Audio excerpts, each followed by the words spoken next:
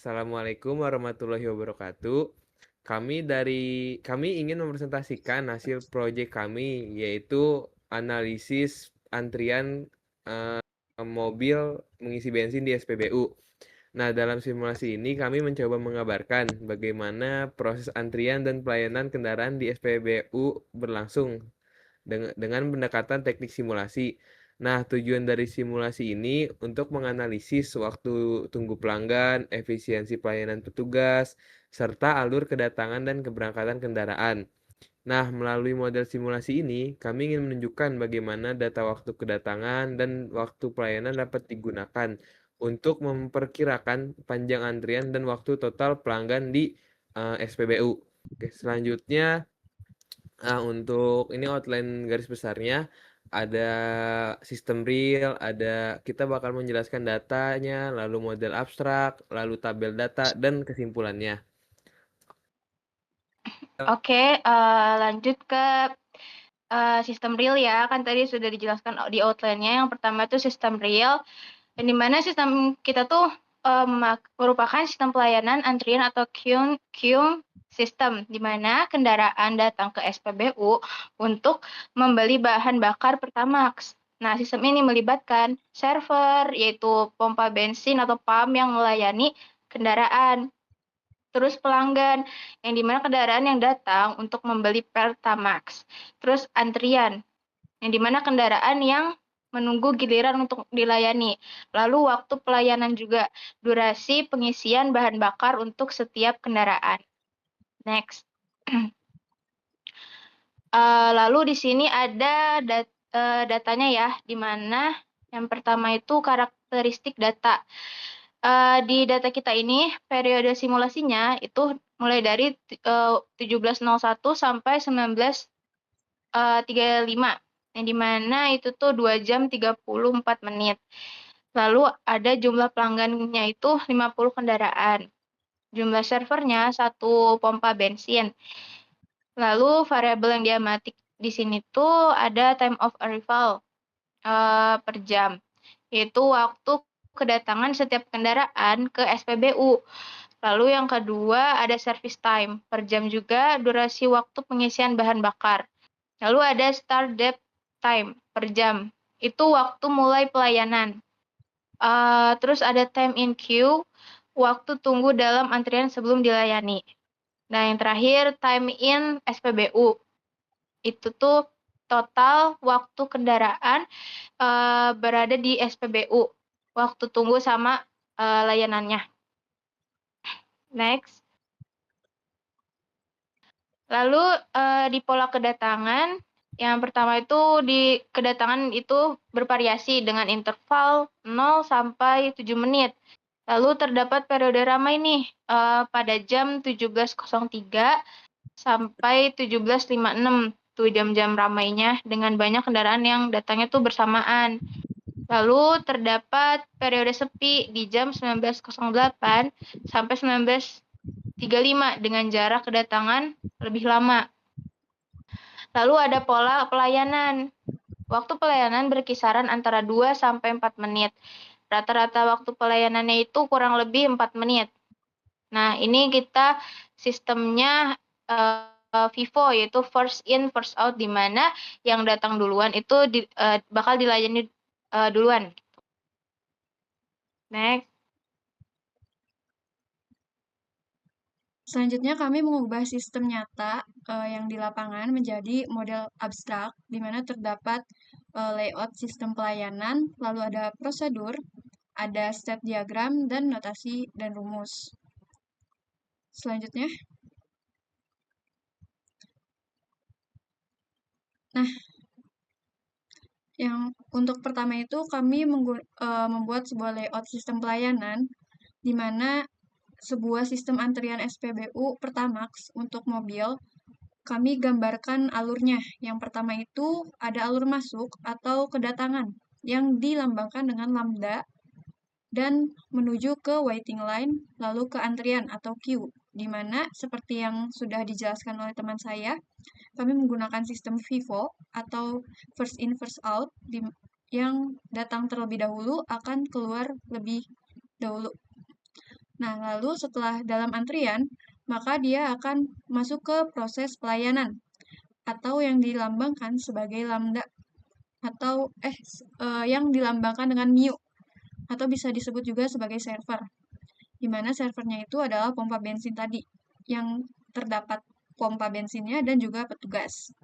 Setelah dilayani oleh petugas, maka mobil tersebut akan keluar. Next. Nah, lalu yang kedua ini ada prosedur. Di mana yang pertama prosedur ada proses kedatangan atau arrival proses. Sama seperti yang sudah digambarkan tadi, di mana kendaraan akan datang ke SPBU dan sistem akan mengecek status pompa itu kosong atau tidak. Jika kosong, maka kendaraan akan langsung mengisi atau dilayani. Jika sibuk, maka kendaraan akan masuk ke dalam antrian atau queue. Lalu proses yang kedua ada proses antrian atau queuing proses, di mana kendaraan menunggu di antrian jika status pompa adalah sibuk atau basi. Dengan sistem antriannya yaitu FIFO atau first in first out, dengan waktu tunggunya adalah time in queue. Next. Nah, lalu prosedur yang ketiga adalah proses pelayanan atau service proses, di mana kendaraan dilayani oleh petugas dengan mengisi bensinnya. Dengan durasi atau service time-nya itu rata-rata adalah 2-4 menit dengan status pompa basi. Lalu yang prosedur terakhir atau keempat adalah proses keberangkatan atau departure proses, di mana pelayanan telah selesai, kendaraan akan keluar dari SPBU, dan sistem akan mengecek jika sudah tidak ada antrian, maka jika masih ada antrian, maka kendaraan tersebut akan dipanggil untuk dilayani selanjutnya. Jika tidak, maka status pompa akan kosong. Next. Nah, lalu ada state diagram. Diagram ini lebih singkat secara singkatnya dari yang pelayanan yang tadi. Dari alur masuk kedatangan, antrian, dan sampai keluar. Di sini untuk state diagram hampir mirip seperti flowchart. Kita akan start, di mana start akan melambangkan sebuah kedatangan, lalu lanjut ke pompa idle atau menunggu pelanggan, di mana pompa atau servernya itu kosong, tidak ada antrian. Lalu saat ada kedatangan atau arrival, pompa akan menjadi basi atau sibuk karena ada pelanggan atau kendaraan yang datang. Lalu departure dan akan terus berulang seperti itu. Next. Nah, lalu ada notasi dan rumus, di mana notasi queuing teorinya kami menggunakan yang paling penting adalah lambda. Seperti yang sudah saya jelaskan tadi, lambda ini melambangkan mengartikan sebagai arrival rate atau kedatangannya, tingkat kedatangan. Lalu ada mu sebagai service rate-nya atau tingkat pelayanannya. Lalu next. Nah, lalu untuk rumus perhitungannya, di sini untuk arrival rate itu atau lambda, kita menghitung jumlah pelanggan dibagi dengan total waktu. Di mana jumlah pelanggan yang pada data kami adalah 50 data, dibagi dengan 154 menit, kurang lebih untuk kendaraan ada 0,325 kendaraan per menit. Lalu untuk service rate atau mu, di mana 1 dibagi rata-rata dari service time. Berarti untuk 1 dibagi dengan 4,04 menit, kurang lebih 0,248 pelanggan per menit. Nah, untuk utilitas atau P, dia menggunakan lambda dibagi mu. Berarti hasil dari lambda yaitu 0,325 dibagi 0,248, yang dimana kurang lebih 1,31. Jadi overload untuk satu server. Nah, lalu ada average time in queue, di mana sigma time in queue dibagi jumlah pelanggan. Dan yang kelima, yang terakhir untuk rumus perhitungannya, kita average time in system, di mana sigma time in SPBU dibagi dengan jumlah pelanggan. Lalu next. Oke, selanjutnya ke tabel data. Tabel 1 ada format per pelanggan, tabel 2 event oriented. Nah, untuk tabel 1 ini penjelasannya pada kolom pertama menunjukkan nomor pelanggan dari 1 hingga 10. Nah, kolom yang kedua ini time of arrival-nya, yaitu mengabarkan waktu kedatangan masing-masing pelanggan ke SPBU. Misalnya pelanggan pertama datang pukul 17:01, lalu pelanggan kedua pukul 17:03, dan seterusnya. Nah, lalu kolom ketiga ini adalah service time yang menunjukkan rentang waktu pelayanan pelanggan tersebut. Misalnya, pelanggan pertama dilayani dari 17:01 lalu sampai 17:04. Nah, artinya proses pengisian bahan bakar ini berlangsung selama 3 menit. Lalu selanjutnya kolom start date time menunjukkan kapan pelanggan mulai dilayani. Biasanya waktu ini tergantung pada kapan pelanggan sebelumnya selesai dilayani. Jadi di sini kita bisa melihat adanya pola antrian. Nah, lalu di kolom time in queue memperlihatkan lama waktu pelanggan menunggu sebelum dilayani. Jadi semakin banyak pelanggan yang datang hampir bersamaan, waktu tunggu ini bakalan semakin panjang. Contohnya ini di pelanggan ke-10, dia harus menunggu sekitar 17 menitan. Lalu terakhir kolom time in SPBU menunjukkan total waktu pelanggan berada di SPBU, yaitu waktu tunggunya ditambah waktu pelangganan. Misalnya pelanggan pertama hanya 3 menit, sedangkan pelanggan terakhir mencapai 20 menit. Nah, dari tabel ini bisa kita simpulkan bahwa semakin banyak pelanggan yang datang dalam waktu berdekatan ini, maka antrian dan waktu total di SPBU itu semakin lama. Nah, tabel kayak gini itu sangat membantu dalam menganalisis efisiensi pelayanan dan menentukan jumlah pompa optimal agar waktu tunggunya bisa lebih diminimalkan. Oke, selanjutnya ke tabel yang kedua, yaitu event oriented. Event oriented ini, pada tabel kedua ini kita bakal melihat bentuk lain dari simulasi antriannya, yaitu secara pendekatan event oriented. Nah, pada kejadian ini yaitu event terjadi dalam sistem antrian seperti kedatangan pelanggan atau arrival, terus keberangkatan pelanggan.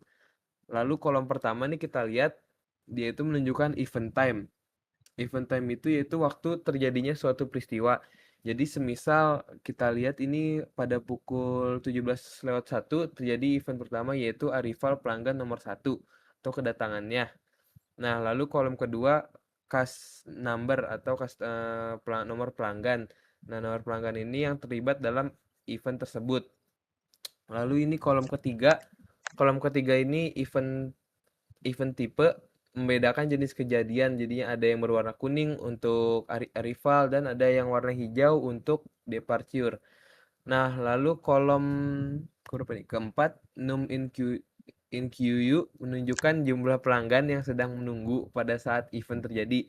Contohnya ini ketika pelanggan ketiga datang pukul 17:03, jadi jumlah pelanggan yang menunggu meningkat menjadi 2 orang. Nah, di kolom berikutnya ini, number in SPBU memperlihatkan total pelanggan yang berada di dalam sistem, baik yang sedang dilayani maupun yang menunggu.